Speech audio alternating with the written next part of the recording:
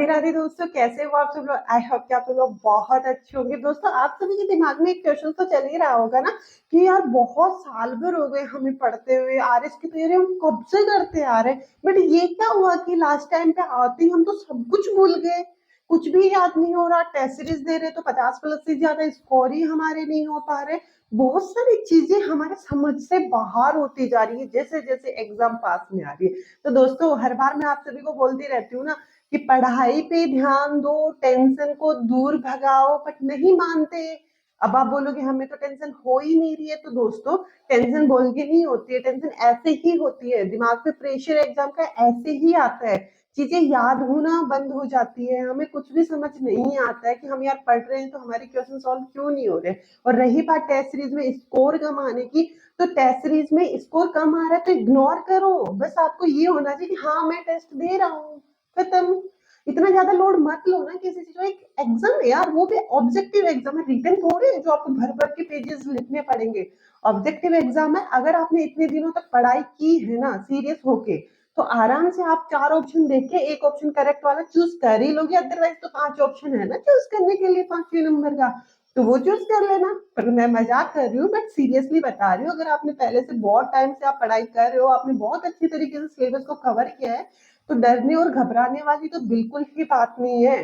क्योंकि है ना, देखो ऑब्जेक्टिव एग्जाम में है ना, जब कोई भी चीज पढ़ी हुई होती है ना, तो ऑप्शंस को देखते ही हमें वो चीज बहुत अच्छे से देखने को मिलती है।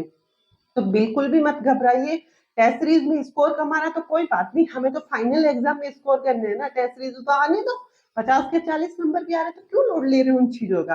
तो चलो दोस्तों, मैं आप सभी की इन एक चीजों के सॉल्यूशन के लिए साथ में मैं लेके आ रही हूँ कि यार बहुत परेशान हो रहे हैं, तो समझ ही नहीं पा रहे कि लास्ट मोमेंट में हम रिवीजन करें तो कैसे करें। तो मैं हूं ना, मैं करवाऊंगी आप सभी को रिवीजन। अगर आपको मेरे साथ रिवीजन करना है तो टेलीग्राम चैनल को ज्वाइन कर लीजिए, जिसका लिंक आपको कमेंट बॉक्स में मिल जाएगा। अगर आप चैनल पे पहले से जुड़े हुए हो तो वीडियो को लाइक कर दीजिए, और अगर साथ ही में आप चैनल पे नए हो, वीडियो को पहली बार देख रहे हो, तो यूट्यूब चैनल को सब्सक्राइब कर दीजिए। अब मैं आप सभी को बताती हूँ कि अपन जो रिवीजन करने वाले हैं दोस्तों, वो रिवीजन अपन करेंगे आज से स्टार्ट। जैसे आज मैं ये वीडियो अपलोड कर रही हूँ तो कल 20 डेट है, तो 20 डे को आपको फर्स्ट रिवीजन सब्जेक्ट का फर्स्ट रिवीजन करना है।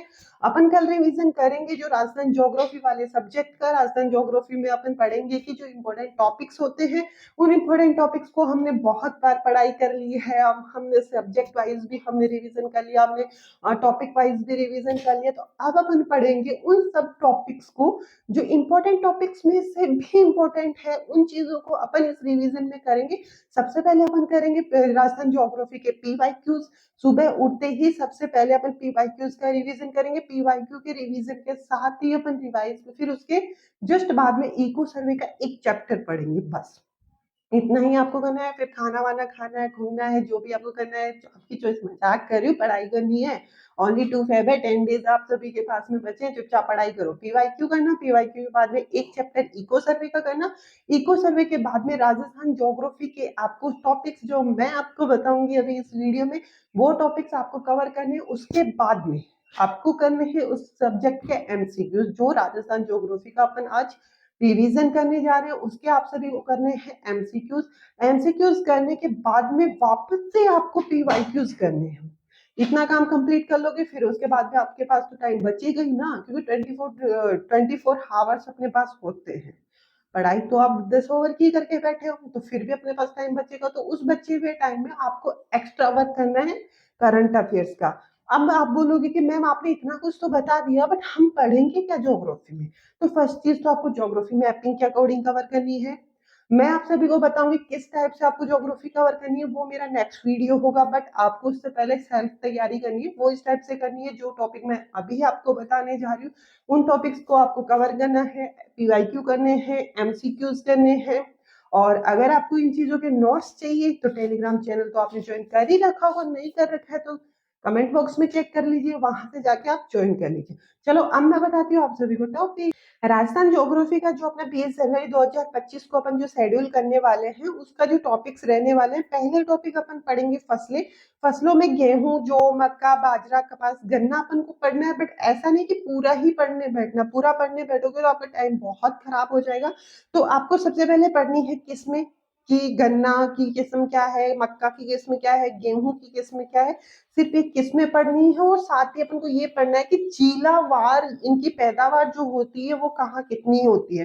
सेकंड अपना टॉपिक रहेगा उद्योग। उद्योग में से अपन को पढ़नी है सीमेंट उद्योग, वस्त्र उद्योग। अब इन दोनों में आपको कैसे पढ़ना है, सबसे पहले तो स्थान पढ़ने की कहाँ पर है ये उद्योग, और साथ में इनकी मील जो है वो कहाँ स्थापित है। सेकंड थर्ड टॉपिक अपना रहने वाला राजस्थान ज्योग्राफी, वो है सिंचाई। सिंचाई में अपन पढ़ेंगे माही बजाज सागर परियोजना, काली सिंध चंबल परियोजना, IGNP इंदिरा गांधी नहर परियोजना, और साथ ही ERCP परियोजना। तो फोर्थ अपना टॉपिक रहने वाला है वो खनिज का है। खनिज में अपना जो रहेगा वो है मैग्नीज, लोहा, अयस्क, तांबा और जिप्सम। इनमें भी सेम वही चीजें पढ़ने की, इनकी खदान कहाँ पे है, कौन सा खनिज है वो कहाँ पर सबसे ज्यादा होता है। और फिर अपन को पढ़ना है वनस्पति। वनस्पति में पढ़ना है वन रिपोर्ट, वन नीति, वनों का वर्गीकरण। जो 18वीं वन रिपोर्ट आई है वो आपको थोड़ा ध्यान से पढ़ लेना। नेक्स्ट टॉपिक अपन को पढ़ना है जलवायु। जलवायु में सिर्फ और सिर्फ आपको पॉपिन का वर्गीकरण पढ़ना है। उसके बाद में आपको पढ़ना है भूआकृतिक प्रदेश। भूआकृतिक प्रदेश में कंप्लीट नहीं पढ़ने, 4 आपको ऊपर ऊपर से रिव्यू करने हैं। बट आपको पढ़ना है अरावली की जो है प्रदेश, उसमें से चोटियां और पहाड़ियां, इसमें से हर बार अवरोही और आरोही में क्वेश्चन आप सभी को पूछे जाते हैं। और थार का मरुस्थल आपको पढ़ना है। दोस्तों मैंने आप सभी को ज्योग्राफी के जो जो टॉपिक्स पढ़ने हैं वो मैंने आप सभी को बता दिए हैं। बट इन टॉपिक्स को स्टार्ट करने से पहले आपको अगेन बता रही हूँ PYQ करने हैं, फिर ये टॉपिक्स का रिवीजन करना है। इन टॉपिक्स को करने के बाद में आपको MCQs करना है। उसके बाद में आपकी चॉइस, आपको क्या पढ़ना है। बट इतना मैं बता रही हूँ तो इतना जरूर कर लेना। और इसके बाद में आप सभी को अपन नेक्स्ट सब्जेक्ट का मैं वीडियो यूट्यूब पे अपलोड कर दूंगी, तो चैनल को सब्सक्राइब करके जरूर रखना। और अगर आपको इन टॉपिक से नोट्स चाहिए तो टेलीग्राम चैनल को ज्वाइन करना ना भूलना। चलो दोस्तों।